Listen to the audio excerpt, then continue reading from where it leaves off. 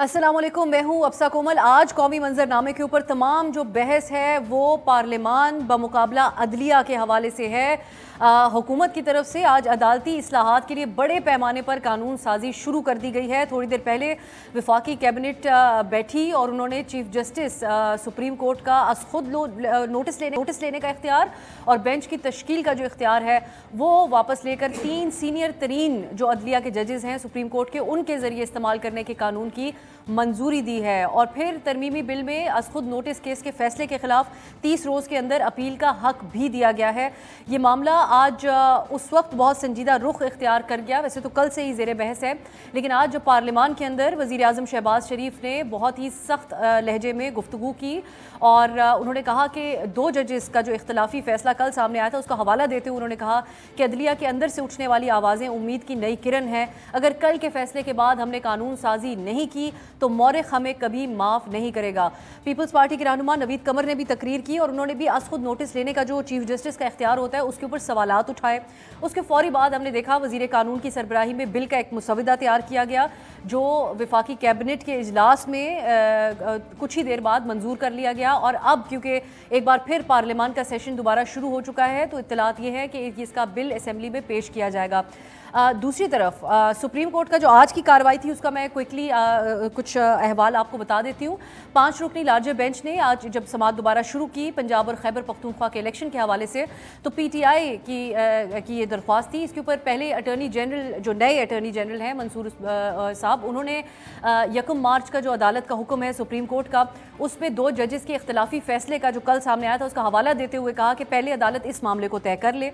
कहा कि अगर अदालती फैसला 4-3 का हुआ तो किसी हुक्म का वजूद ही नहीं रहता जिसकी खिलाफ वर्जी हुई हो। अगर अदालती हुक्म नहीं रहता तो सदर मुमलिकत तारीख भी नहीं दे सकते। ये अटर्नी जनरल, जो नए अटर्नी जनरल हैं, उन्होंने ये मौक़िफ़ अपनाया।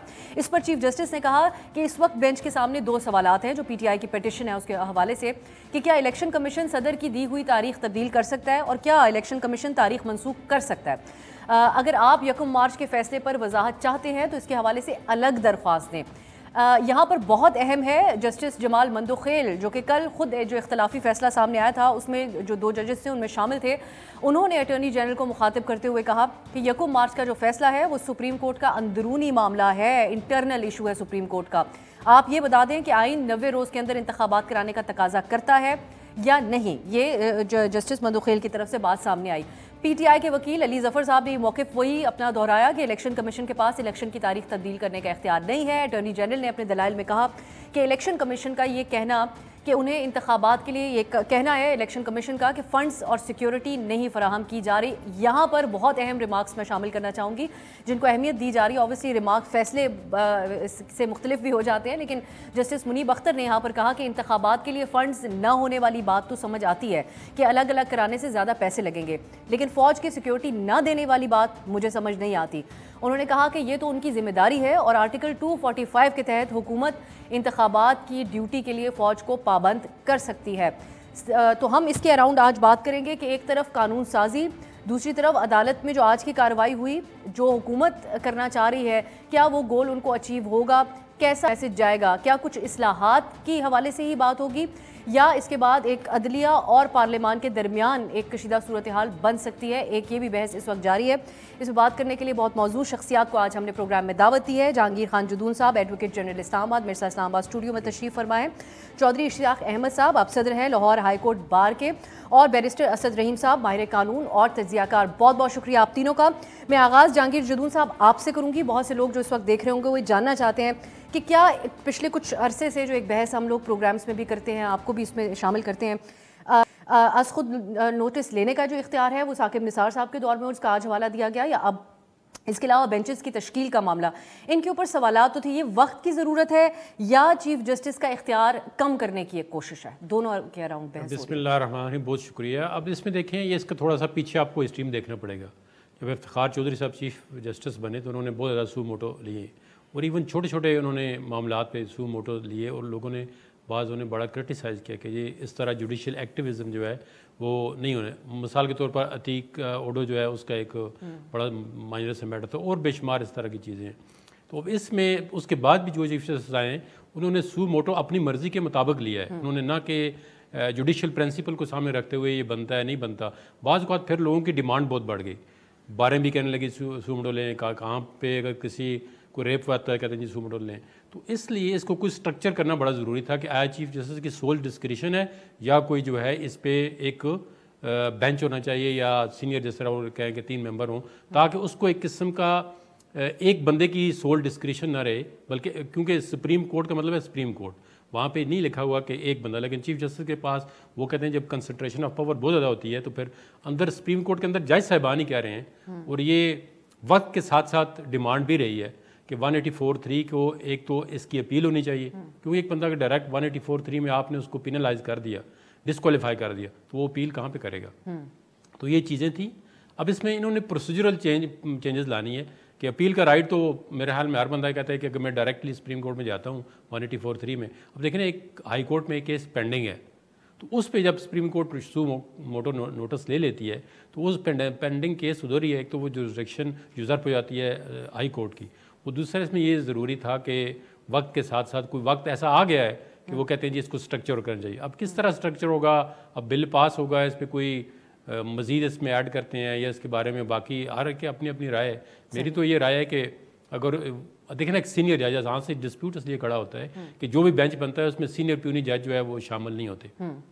तो सीनियर तरीन 3 जजेस से मामला हल हो जाएगा या जो एक फुल कोर्ट के बारे में एक बहस? नहीं, उन्होंने कहा अभी जो प्रपोज ये है कि सीनियर जो 3 जज हैं वो सूमोटो का पावर जो है इस्तेमाल करेंगे विद कंसेंसस, या 2 करते हैं 1 नहीं करते, तो मतलब एक चीज़ उनके नोटिस में लाई जाएगी तो 3 जज जो है वो डिसाइड करेंगे। फर्द वाहिद लाइक अ बेंच, फर्द वाहिद जो है वो नहीं करेंगे। चौधरी इश्तियाक साहब, ये जो बड़ी माकूल बातें लगती हैं सुनने में, क्योंकि हम कई अरसे से खुद नोटिस हो उसके ऊपर मुल्क के जो कानूनी माहिरीन हैं वो बड़े अरसे से बात करते आ रहे हैं, सर जदून साहब ने भी हवाला दिया।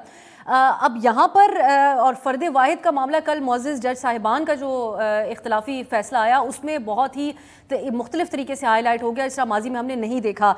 आप कैसे देख रहे हैं आज जो हुकूमत की तरफ से फ़ैसला किया गया इसको?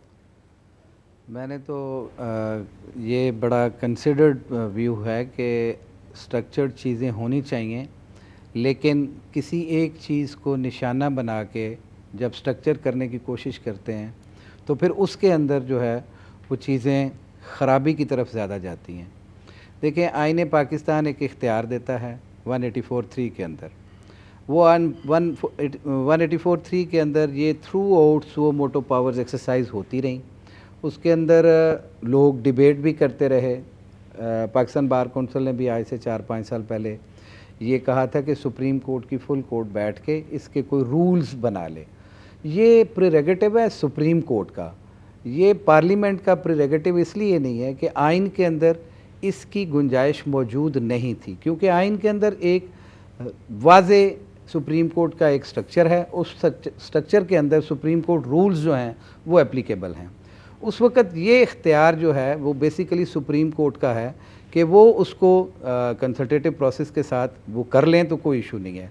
लेकिन इस वक्त में ये चीज़ उठाई जानी और हुकूमत वक्त का ये कह देना कि जी फ़र्द वाहिद जो है इसको नहीं बनाता, बल्कि ये फ़र्द वाहिद की पावर्स नहीं है, ये सुओ मोटो के लिए सुप्रीम कोर्ट के जजेस ही आगे मैटर को रेफ़र करते हैं। कभी कोई एक जज रेफ़र कर देता है, कभी दूसरा कर देता है, और वो भी पब्लिक इम्पोर्टेंस का इशू होता है जिसके अंदर कोई बहुत ज़्यादा ऐसा इशू सामने आया होता है जिसको एड्रेस करना सुप्रीम कोर्ट की ज़िम्मेदारी है। अगर सुप्रीम कोर्ट बिल्कुल ही खामोश होकर बैठी रहे तो फिर ये लीगल फ्रेटर्निटी भी कहती है कि नहीं, ये सुप्रीम कोर्ट को इसके ऊपर अपना सुओ मोटो इख्तियार इस्तेमाल करना चाहिए था। जितना जुडिशल एक्टिविज़म हो चुका है इसके अंदर सुप्रीम कोर्ट की इंटरवेंशन जो है वो बहुत ज़्यादा ज़रूरी होती है बहुत सारे मामलात में। जैसे कि इससे बड़ा कोई आइनी बहरान नहीं था कि आइन के अंदर इंटरिम गवर्नमेंट की भी एक मुद्दत मौजूद है, इंटरिम गवर्नमेंट के लिए एक वक्त दिया गया है, उसके अंदर उसका डोमेन दे दी गई कि उन्होंने इसके अंदर रह के अपना काम करना है, और आइन के अंदर 90 डेज़ का टाइम भी दे दिया गया कि जब असम्बली डिज़ोल्व हो गई तो 90 डेज़ के अंदर अगर असम्बली मुद्दत पूरी करती है तो 60 दिन के अंदर इलेक्शन होंगे, और ये इलेक्शंस प्रोलॉन्ग होते जा रहे थे। और इसमें एक आइनी बहरान जब बना तो उसके ऊपर 2 जजेस ने रेफ़र किया matter chief justice of Pakistan को। चीफ जस्टिस ऑफ पाकिस्तान ने उसके ऊपर सुओ मोटो ले लिया, उसके ऊपर गवर्नमेंट ने अपना मौक़िफ़ दे दिया, इसी तरह से पॉलिटिकल पार्टीज़ ने भी अपना मौक़िफ़ दे दिया, उसके ऊपर एक जजमेंट आ गई। अब उस जजमेंट की इम्प्लीमेंटेशन की बात थी। आज जो गवर्नमेंट का बिल पास करना है और जो इन पावर्स को कर्टेल करना है, वो मैं समझता हूँ कि मेलाफिडी है। और उसके मुताबिक मैं समझता हूँ कि इनको ये चाहिए था, गवर्नमेंट तो पहले दिन से ये चाह रही थी कि इलेक्शंस जो हैं वो प्रोसेस डिरेल हो। पहले उन्होंने जजेस को मलाइन करने की कोशिश की, कभी ऑडियो दे के, कभी कुछ करके, कभी कुछ करके। फिर वो जजेस को अंडर प्रेशर किया, जब वो अपनी मर्ज़ी से वो मामलात हल ना हुए तो फिर अब उन्होंने एक नई बहस छेड़ दी, नया पंडोरा बॉक्स खोल दिया। और राना सनाउल्लाह साहब ने जिस तरह से कहा कि फिर क्या होता है जमहूरियत, फिर क्या होता है आइन, फिर क्या होता है, मैं चौधरी साहब बिल्कुल अगले हिस्से में इसके ऊपर आती हूं, जो अभी सारी आपने बात की है। मैं जी आपका वो पॉइंट उसकी तसल्ली और तशफ़ी करना चाहते हैं, वो सिर्फ और सिर्फ अपना गोल अचीव करना चाहते हैं। और इसमें कोई के लिए बैरिस्टर साहब, चौधरी साहब समझते हैं कि हुकूमत की तरफ से आप क्या समझते हैं बैरिस्टर असद साहब की ये जो इख्तियार है, एक तो क्या है पार्लियामान के पास, दूसरा ये पार्लियामान जो इस वक्त है इसके अंदर बाकायदा अपोजिशन कोई नहीं है, तो फिर क्या हैसियत है इस किस्म की कानून साजी की, ये भी इस वक्त बहस हो रही है। जी बहुत शुक्रिया अफसा साहिबा, मुझे तो बहुत हैरत हो रही है कि पार्लियामान में इस तरह का मुबाहिसा भी हो रहा है। ये जो बदनीयती है उस पर इश्तियाक साहब तो रोशनी डाल चुके हैं, लेकिन बात यह है कि ये मुबाहिसा कभी भी सुनने को नहीं मिला जब कासिम सूरी साहब ने वो रूलिंग दी थी और अदालत उज़्मा ने फिर दखल दिया था। काफ़ी लोग थे, उनमें मैं भी शामिल था, जिन्होंने कहा था कि अदालत उज़्मा का तब भी इंटरवेन करना बिल्कुल जायज़ था और बिल्कुल कानूनी था, और आज भी उनका इंटरवेन करना बिल्कुल जायज़ है और कानूनी है, क्योंकि एक ही असूल है जो कि आइन के जरिए वाजे है, इंतखाबात आपको 90 दिन में करने होते हैं, चाहे जो भी कामयाब हो, चाहे जो भी सियासी जमात हो। असूल क्या है कि जब आप सूबाई असेंबली की तहलील कर देते हैं और उसके बाद इंतखाबात की 90 दिन की टाइमलाइन शुरू हो जाती है, तो ये कहना कि जी अदालत को अपने इख्तियारात स्ट्रक्चर करने चाहिए, फुल कोर्ट होना चाहिए, अदालत आलिया लाहौर का पहले से ही फैसला हुआ था, वजीर आला साहब ने किस तरह ये असेंबली तहलील कर दी, ये सब के सब कानूनी डिस्ट्रैक्शंस हैं। विद ग्रेट रिस्पेक्ट, जो नुक्ता है वो एक ही है कि आपको इंतखाबात 90 दिन में कराने हैं, और जो माजी के तल्ख तजर्बे हैं वो भी आपके सामने हैं। 1 मार्च 1970 की मिसाल आपके सामने है, जब आपने आईनी डेडलाइन के मुताबिक ढाका में इजलास नहीं किया था, तो वो दिन है, आज का दिन है। हमारे जमहूरी निज़ाम में 2-3 बुनियादी नुकात हैं, उनमें जो सबसे अवलीन तरजीह रखता है वो ये है कि आपको अपने टाइम, प्रिस्क्राइब टाइम पे आज़ादाना और मुनसफाना इंतखाबात कराने हैं। तो जो हुकूमत वक्त की जानिब से एक एफर्ट की जा रही है कि किसी तरह से मुबाहिसे को तब्दील कर दिया जाए, कानूनी तकनीकियों की सुबह से शाम डिस्कशन हो, ये मुझे लगता है कि इश्तियाक साहब बिल्कुल दुरुस्त कह रहे हैं। बदनीयती की बुनियाद पर यह बना हुआ है।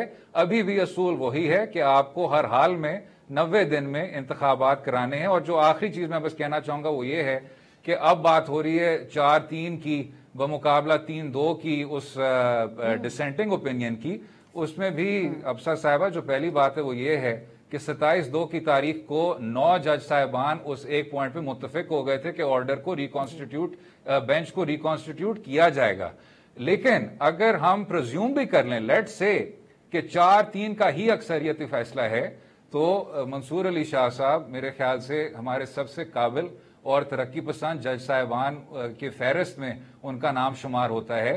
उनका जो 27 सफ़ों का फैसला है उसको उठा लें, वो कहीं भी नहीं लिखा हुआ कि 90 दिन में इंतखाबात नहीं होंगे, कहीं भी नहीं लिखा हुआ कि इलेक्शन कमीशन ऑफ पाकिस्तान का इख्तियार नहीं है, बल्कि उसमें तो अदालत आलिया लाहौर के फैसले का जिक्र किया गया है कि आप पिटिशनर को रिलीफ दे चुके हैं और इस पे फैसला आ चुका है।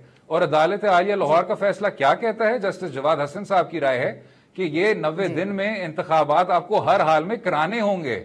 इसका मतलब ये है कि तमाम पॉइंट्स पे ये इत्तफाक है, अदालत उज़्मा का अक्सरियती फैसला, अदालत उज़्मा का इख्तिलाफी फैसला और अदालत आलिया लाहौर का फैसला that elections have to be held within 90 days.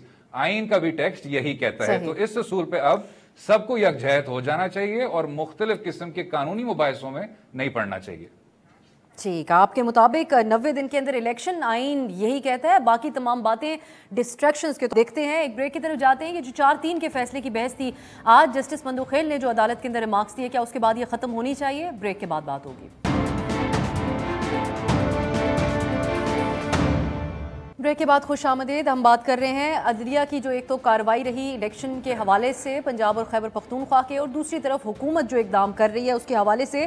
Jahangir Jadoon साहब, आज जो अदालत के अंदर मामला रहा, ये जो 3-2 का फैसला था यकम मार्च वाला, या ये 4-3 का था, ये मामला सेटल होता है? जो जस्टिस मंदोखेल के इसके ऊपर रिमार्क्स आए, वो कहते हैं ये अंदरूनी मामला है अदालत का। नहीं, अगर अंदरूनी मामला था तो इन्होंने जजमेंट भी दे दिए, फिर उन्होंने जजमेंट के अंदर भी लिख दिया जी 4-3 का, फिर उन्होंने जी अप्रूव फॉर रिपोर्टिंग भी कर दी है, और इसमें बड़ी चीज़ें लिखी उन्होंने जजमेंट में। तो अब ये तो चलो, वो फिर चीफ जस्टिस साहब ने कहा जी हमारा जो पहले वाला ऑर्डर है वो इम्प्लीमेंट हो गया है। एक तो बाद लोग कह रहे थे जी कॉन्स्टिट्यूशन को वायलेट कर दिया है और इन पे आर्टिकल 6 लगाएं जी, ये है। उन्होंने कहा जी हमारा जो पहला ऑर्डर था वो इम्प्लीमेंट हो गया है, डेट उन्होंने दे दी है। अब एक न्यू काज ऑफ एक्शन आ गया, एक न्यू पिटीशन आ गई है कि जी इलेक्शन कमीशन जो है वो आया डेट को चेंज कर सकता है या नहीं कर सकता, या उसने डेट चेंज की है तो क्यों किया, हमें पूछ के करनी चाहिए थी, हमारे पास क्यों नहीं आया इलेक्शन कमीशन। अब तो इस पे फैसला ना, इस पे डिबेट हो रही है। वो अगला जो इशू था वो मेरे ख्याल में चीफ जस्टिस साहब ने आज कोर्ट में कह दिया है कि जी वो हमारा ऑर्डर इंप्लीमेंट हो गया। इसका मतलब ना वहाँ पे एक बल्कि कंटेम्प्ट पिटीशन ही पड़ी हुई थी, वो भी इन्फ्रक्चस हो गई है, वहाँ पे किसी ने डाली थी कि जी कंटेम्प्ट का सवाल नहीं पता, तो हमने कहा था डेट दें, डेट उन्होंने दे दी है। और इसमें तो पहले जब केस हियरिंग हो रही थी, चीफ जस्टिस साहब ने खुद कहा था कि आप पहले डेट दें, उसके बाद अगर कोई आपको प्रॉब्लम पेश आते हैं हमारे पास आ जाए। तो ये चीफ इलेक्शन कमीशन को आज भी उन्होंने कहा है अगर आपको कोई प्रॉब्लम थे आप हमारे पास आ जाते हैं, आपने जो इसको बड़ा एब्रप्टली आगे 6 महीने आगे ले गए, ये क्यों ले गए, इसका थोड़ा सा रीज़न दें। तो उन्होंने कहा जी ये वाले रीज़न तो आप रीज़न देंगे इलेक्शन कमीशन, ये तो बर्डन उस पर है election commission.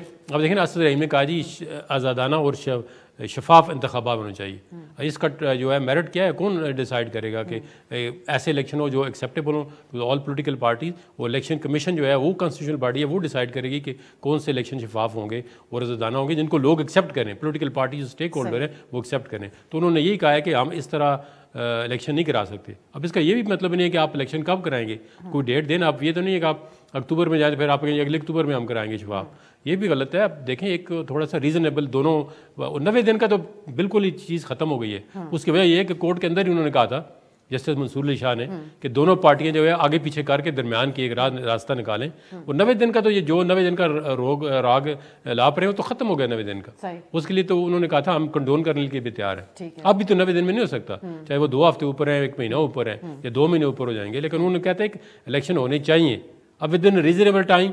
Let the court decide ये कि उसके लिए क्या कॉम्प्लिकेशन है इलेक्शन कमीशन के लिए और वो कब डिसाइड करते हैं। देखिए मेरा पॉइंट ऑफ व्यू ये नहीं है कि इलेक्शन ना हो या इलेक्शन एक गैर मुअय्यन मुद्दत के लिए आप किसी वलीय बहाने से मुलतवी करते जाएं।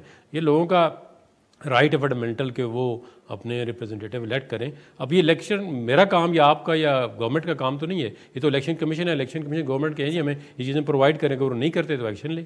उन्होंने आज भी कहा जी आप कोर्ट के आके बताएं ना कि फलानी गवर्नमेंट की मशीनरी है, ये हमारा बात नहीं मानती। ये कल जब अदालत के अंदर क्योंकि जब अदालती कार्रवाई शुरू होगी तो इलेक्शन कमीशन के वकील के दलाल से आगाज होगा। सो हम देखते हैं। फिर चॉइस साहब इस पे मैं आती हूँ। पहले ये तो टॉपिक ही ला देना, आज का जो आपने टॉपिक बताया वो तो ये है कि जो है वो सू मोटो पावर है या जो 184(3) की अपील है वो आया हो सकती है, नहीं हो सकती, करनी चाहिए नहीं करनी चाहिए। इसका इलेक्शन से मेरा मैं अपने सवालों में भी इसको सेपरेटली ही ट्रीट करना चाह रही थी। वो बैरिस्टर साहब ये बात लेके आए थे। चॉइस साहब पहले इसके ऊपर बात कर लेते, फिर मैं इलेक्शन की बात जो आज अदालत में भी हुई, इस बात को तो चॉइस साहब झुटलाया नहीं जा सकता कि हमें 2 एक्सट्रीम किस्म के रवैये देखने को मिले हैं।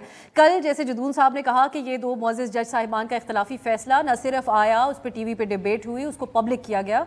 आज जज साहब अदालत में फरमाते हैं कि ये अदालत का अंदरूनी मामला है। तो ये जो बात की गई कल कि एक 1 मैन शो नहीं चलेगा, ये दुरुस्त नहीं है। तो आज जो हुकूमत कानून साजी कर रही है, इन चीज़ों को इनकॉर्पोरेट तो उसके अंदर किया जा रहा है। तो आप समझते हैं कि इसको झुटलाया नहीं जा सकता कि सीनियर तरीन जो जजेस जो अदलिया है, उसके जो सीनियर तरीन जो अदलिया है उसके जजेस के अंदर इस हद तक इख्तलाफ तो मौजूद है इस टॉपिक के ऊपर जिसके ऊपर आज कानून साजी हो रही है। देखें, जजेस के पॉइंट ऑफ व्यू में डिफरेंस होता है। जजेस की जजमेंट में डाइसेंटिंग व्यू इसीलिए आता है कि कोई जज जो है वो एक फ़ैसला करने जा रहा है, कोई जज दूसरा फ़ैसला करना जा रहा है। आपको याद होगा कि जब कादी फ़ायद ईसा साहब वाला फ़ैसला हुआ था तो पहले 7-3 का फ़ैसला हुआ था, उसके बाद जब रिव्यू आया तो वो 6-4 पे भी चला गया। वो डाइसेंट होता है और उसमें ये नहीं है जिस तरह से अब इसको उभारा जा रहा है, जिस तरह से इसको अदलिया को मलाइन किया जा रहा है कि पता नहीं जजेस जो हैं आपस में इस हद तक तकसीम है कि वो एक दूसरे के दस्तों गिरेबान होंगे। ऐसा कुछ नहीं है। वो अपनी जजमेंट्स के ज़रिए अपना पॉइंट ऑफ व्यू जो वो समझते हैं कि आइन और कानून के मुताबिक ये फ़ैसला बनता है वो लिख छोड़ते हैं। फिर तो अब आगे मसला चलता है जब मीडिया के ऊपर उसकी तशहीर होती है, और मीडिया में भी सच्ची बात यह है कि अभी जज साहब जो हैं वो अपने रिमार्क्स दे के नहीं बैठते तो टिकर चलना शुरू हो जाता है कि जी ये हो गया, ये नहीं हुआ, अब ये फ़ैसला आ जाएगा, इसके ऊपर अगली राय आना शुरू है। ये भी गलत बात है। जब तक अदालत की कार्रवाई मुकम्मल नहीं होती, जब तक अदालत का फ़ैसला नहीं आ जाता, इस तरह के कमेंट्स करना भी ठीक नहीं है। और फिर कहा जाता है कि जजेस जो हैं वो टिकर दे के उससे इन्फ्लुएंस होते हैं। तो जजेस भी तो इंसान है ना, अगर कोई चीज़ उनके सामने आती है तो फिर उसके ऊपर नोटिस भी लिया जाता है। बाज़ औक़ात आपको याद होगा पीछे अदालती कार्रवाइयों के अंदर ये रोका भी जाता रहा कि इस तरह से ये जो आप अपना टीवी के ऊपर इसकी तशहीर करते हैं इसको रोक दें, बल्कि पैमरा को भी बुला के सरजनश की गई थी। तो आज मेरा ये कहना है कि जो आपका पर्टिनेंट सवाल था कि क्या ये अंदरूनी मामला रह गया है या कि ये हुकूमत को एक रास्ता मिल गया है इस कानून साजी का। देखें, इससे पहले भी इख्तलाफ आता रहा, इससे पहले भी इख्तलाफ रहा, लेकिन कभी भी सुप्रीम कोर्ट को इस तरह से डिवाइड करके अपने गोल्स अचीव करने की कोशिश नहीं की जाती रही। इससे सुप्रीम कोर्ट की जो इज्जत और तकरीम है उसमें कमी आती है। मुझे इजाजत दीजिएगा ये पूछने की कि ये बाहर से तो डिवाइड, जो सियासी बहस तो बाहर रह जाती है, जब खुद अदालत के अंदर से ये बात कह दी जाए तो यहाँ पे ये कहा जा गुंजाइश बनती है कि बाहर से किसी ने डिवाइड करने की कोशिश की है आला अदलिया को?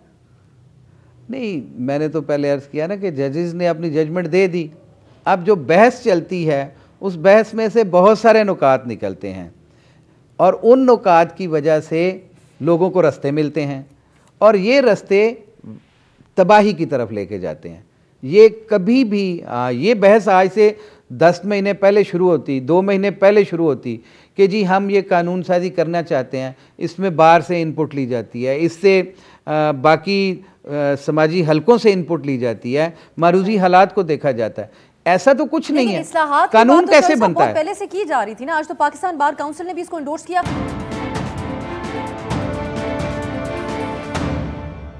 बैरिस्टर साहब, ये जो मामला है जिसने जज साहब ने आज कह दिया, इसी को आप ही कंक्लूड कीजिएगा इस बहस को, कि ये 4-3 का वो कहते हैं ये अंदरूनी मामला है, ये इतनी मामूली बात थी कि रात गई बात गई?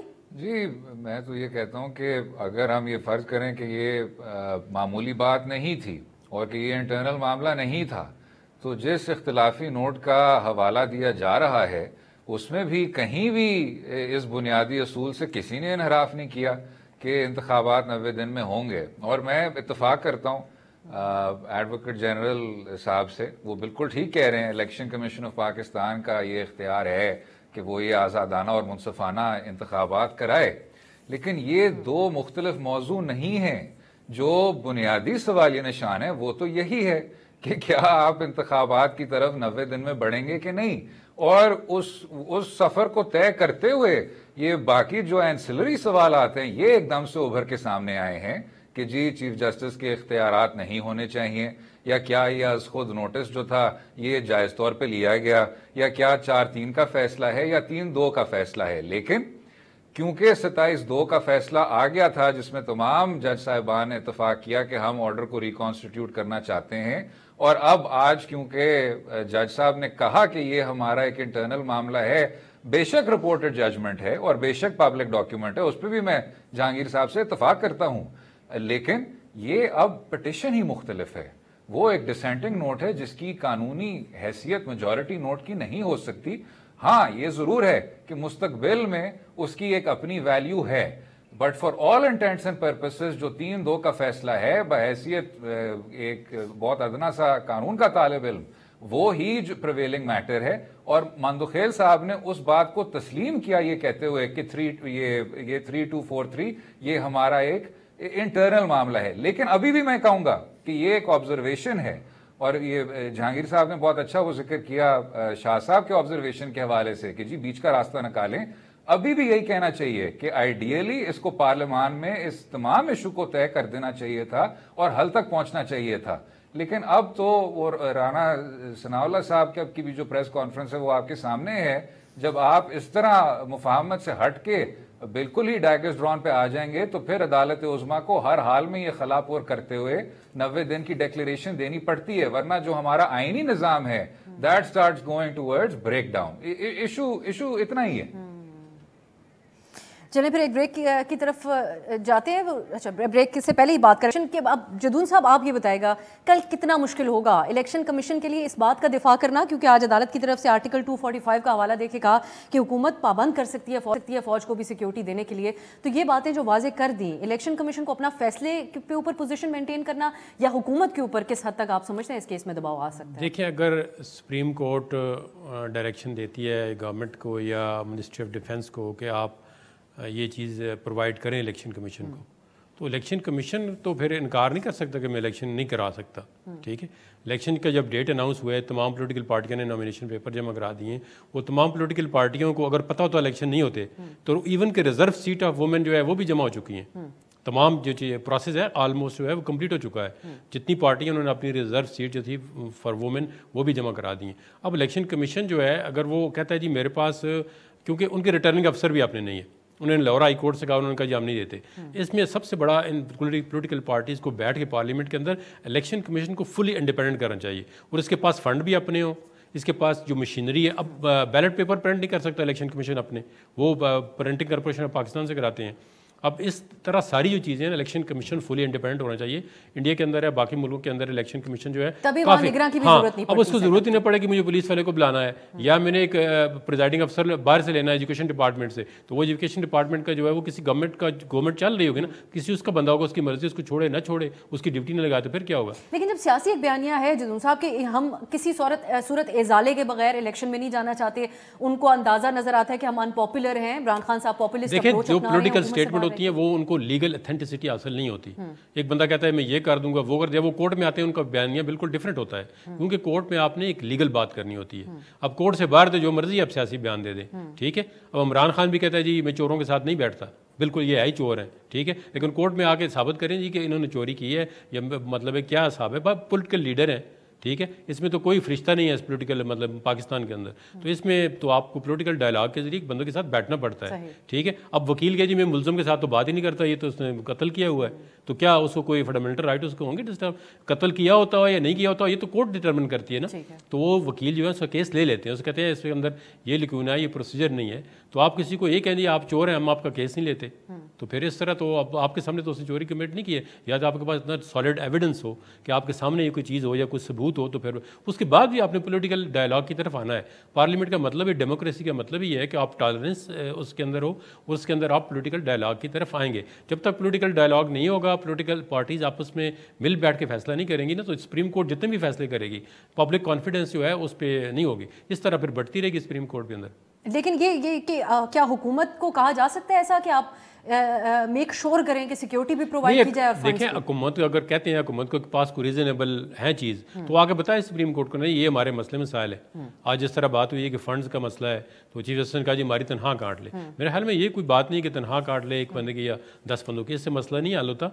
अब एक हुकूमत अगर खर्च करती है किसी जगह पे, अगर उसको बजटरी एलोकेशन करनी है तो वो जाके पार्लियामेंट के अंदर उसी वक्त अप्रूवल दें। जिस तरह आगे देखें ना, अब चीफ इलेक्शन कमीशन कहता है जी हमारे पास सिक्योरिटी नहीं है, कल को चीफ इलेक्शन कमेटी में जो मुनसफाना और आज़ादाना इंतखाबात करा ही नहीं सकता, तो फिर उस इंतखाबात को कौन मानेगा?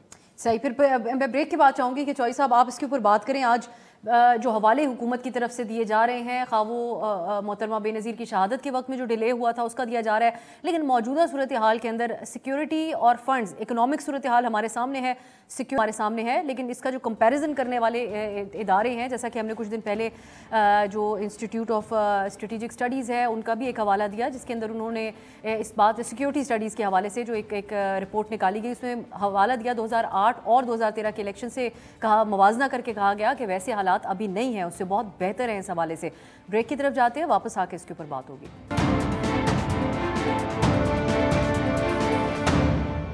ब्रेक ब्रेक के बाद खुशामदीद अब बात कर लेते हैं कुछ जो कि कल जो पहले बात हो रही थी ब्रेक से पहले कि इलेक्शन कल अदालत के अंदर हुकूमत और इलेक्शन कमीशन के लिए अपना दिफा करना फैसले का इलेक्शन कमीशन के हवाले से कितना मुश्किल या आसान होगा।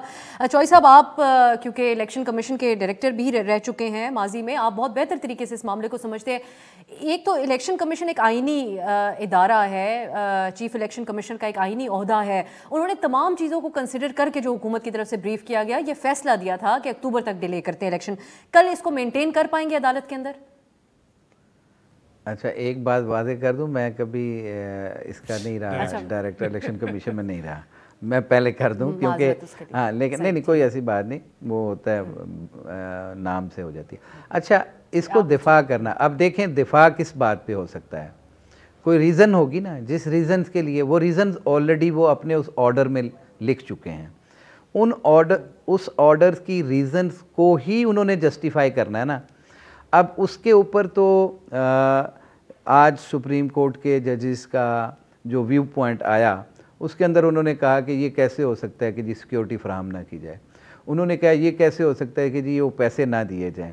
पैसे मतलब अगर ये कहा जाता है कि फरवरी तक हमने 500 बिलियन टैक्स इकट्ठा किया है, तो फिर असल में इलेक्शन एक वो फिनोमेना है जिसमें सिर्फ और सिर्फ राह फरार इख्तियार करने के लिए कोई ना कोई रास्ता बनाया जा रहा है, वरना इलेक्शन करवाना कोई बड़ी रॉकेट साइंस नहीं है। वो क्यों, मैं इसलिए कह रहा हूँ कि 2 नोटिफिकेशंस हुए जिसमें 9 नेशनल असम्बली के इलेक्शंस जो हैं उनका एक नोटिफिकेशन हुआ, बाकी पंजाब और केपीके की असम्बली में। अब पंजाब और केपीके वाली तो बात अलग करते हैं, पंजाब की हद तक उन्होंने वो नोटिफिकेशन विड्रा कर लिया क्योंकि वहाँ पे तो अभी तक इशू सेटल ही नहीं हुआ था।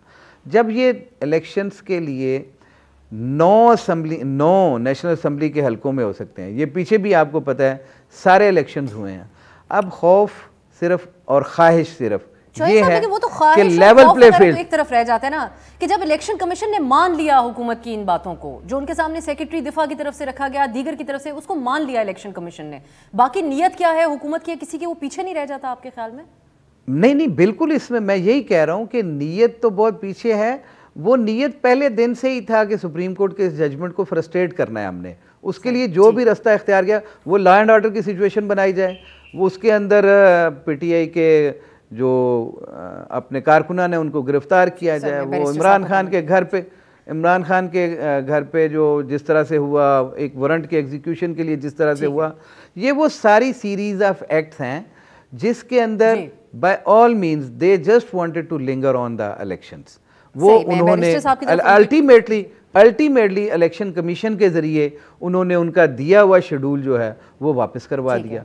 दैट इज द इशू, और इसको जस्टिफाई नहीं किया जा सकता। सुप्रीम कोर्ट के अंदर इस ऑर्डर को भी मैंने पढ़ा जो इलेक्शन कमीशन ने जारी किया, मेरी नाकस शकल के मुताबिक तो वहां पे डिफेंड करना इट्स टू डिफिकल्ट। जी बैरिस्टर साहब, इस बात को कल इलेक्शन कमीशन जस्टिफाई कर पाएगा अदालत के अंदर या नहीं? और मैं चाहती हूँ आप आखिर में जो पहले जिक्र भी हुआ यहाँ पे, उसके फिर उस तरफ हम जा नहीं सके, वजीर दाखिला के जो बयानात हैं आज उससे वो पीछे हट गए हैं। वो कहते हैं मैं सियासी तौर पर बात कर रहा था सारी, ये आपके लिए कितने कंसर्निंग है, इसके ऊपर भी आप आखिर में? जी, क्योंकि ये सब जुडिस प्रोसीडिंग्स हैं तो शायद इस पर तो नहीं बात कर सकते कि इलेक्शन कमीशन ऑफ पाकिस्तान का जो मौक़िफ़ है वो तसल्ली बख्श होगा कि नहीं, लेकिन फिलहाल जो उनकी कारकर्दगी रही है वो सबके सामने है। अगर इसको हम लिंक कर दें जिस शख्स का आपने जिक्र किया जो उन्होंने तकरीर की पार्लियामान में, तो एक तो ये वजह दी कि जी 1988 में सैलाब आया था और घुटने तक पानी खड़ा हो गया था, तो आज दिखा दें कि वो सूरत हाल कहाँ है 2023 में कि आपको 1988 के सैलाब का हवाला देना पड़ रहा है। फिर उन्होंने जिक्र किया कि जी मोहतरमा बेनज़ीर भुट्टो साहिबा की शहादत हुई थी, तो इधर भी अब खुदा ना ख्वास्ता उस तरह की सूरत हाल, and we should be grateful, वो पैदा नहीं हुई कि किसी मरकजी रहबर की शहादत हुई हो। वहां भी उन्होंने कहा कि 5 महीनों की ताखीर हुई थी 2008 में, 5 महीनों की ताखीर नहीं हुई थी, सिर्फ 2 माह की ताखीर हुई थी, और आप तो अभी से ही वो जो हदूद हैं उनको भी आप पार करने वाले हैं। रह गई बात कि जी जो बदअमनी है वो सबके सामने है। क्या 2013 में किसी ने अवामी नेशनल पार्टी की जो क़यादत थी उनसे ये सवाल किया था जब उनकी शहादतें हो रही थीं और जो लॉ एंड ऑर्डर की सूरत हाल थी और इंसर्जेंसी जो था वो पीक कर रहा था, तो तब तो किसी ने बात नहीं की, बल्कि ये सवाल भी नहीं उठा था कि 2013 में इंतखाबात नहीं होंगे। जो माली वसाइल की बात रह गई है उस पर वो तो मेरे ख्याल से शायद सबसे ही गैर संजीदा उन्होंने वजह बताई हुई है, for reasons we don't need to get into, कि जी अभी इंतखाबात हो सकते हैं, बाद में इंतखाबात नहीं हो सकेंगे, ये उसको आप रिवर्स कर दें। तो इन तमाम नुकात को सामने रखते हुए कोई ऐसी बात नहीं लगती जिस पर रिलाय करके ये कहा जा सकता है कि इंतखाबात नहीं हो सकते। और जो मुतबादिल है वो भी आपके सामने है, यानी आप जमहूरी निज़ाम को, आईनी निज़ाम को, और 2008 के बाद से आपने जो कुछ भी अपने एक पार्लियामेंट्री सिस्टम के हवाले से बहाल किया है उसको दाव लगाने पे आप तैयार हैं, बस ताकि जो आपका अपना एक इलेक्टोरल आउटकम है वो किसी तरह से इख्तिताम तक पहुंच जाए। ये मेरे ख्याल से मुनासिबत से हटके होगा और जिसका इजहार भी किया जा चुका है राना सनाउल्लाह साहब की तरफ से। मेरे पास सर वक्त जी क्विकली जी। ये जो था ना बेनज़ीर की शहादत के बाद का इलेक्शन था, इसको कॉन्स्टिट्यूशन ने लेजिटिमेसी दी है आर्टिकल 278 के अंदर कि वो जो डिलेड इलेक्शन था वो उसको लेजिटिमेट किया गया था। बिल्कुल ठीक है। बाद में चाहे वो 18th अमेंडमेंट के, बेसिकली ये कानून आइन के अंदर कहीं गुंजाइश नहीं है। और वो कुछ दिनों की बात थी, यहाँ कई महीनों की बात की जा रही है। बहुत शुक्रिया आपका चौधरी इश्तियाक अहमद साहब, बैरिस्टर असद रहीम साहब, जहांगीर खान जुदून साहब। नाजरीन, तफसीली बहस इन तमाम मामला के अराउंड सुनी है। अब हम देखते हैं कि कल जो इलेक्शन कमीशन ने फैसला किया उसका वो किस तरीके से सुप्रीम कोर्ट के अंदर दिफा करते हैं। आज के लिए इजाज़त दीजिए, खुदा हाफिज़।